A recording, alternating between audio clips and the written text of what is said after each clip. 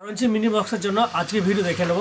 12 speaker সাথে আমাদেরকে এই এইচএফ ড্রাইভারটা ইউজ করতে হবে। এই কোর্স ওভার এই কয়েলটার সাথে সেটিং করতে হবে। যদি এর থেকে বড় কোর্স ওভার সেটিং করে 100 ওয়াটের হতে পারে, টুইটারটা কেটে যাবে।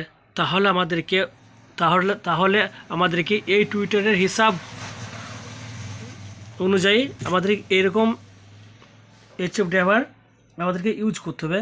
এইচএফ অ্যাকচুয়ালি নেটওয়ার্ক বোর্ড আমাদেরকে এটা ইউজ করতে হবে।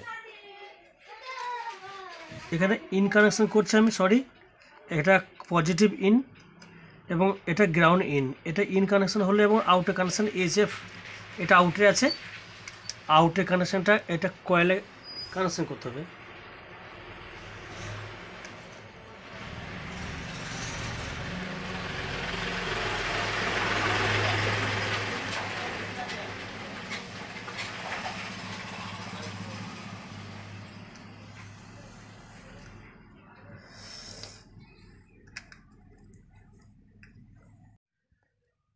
তাহলে ফ্রেন্ড, এখানে D450 আমি কোর্স ওভার ভিতরে সেটিং করেছি এবং তার সাথে কয়েলটা আমি সেটিং করছি।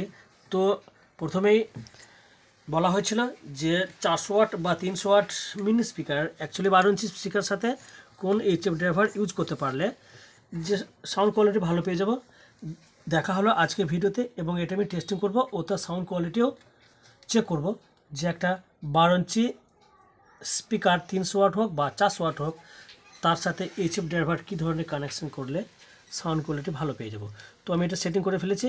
এখন এটা হর্নের সাথে এটা সেটিং করব।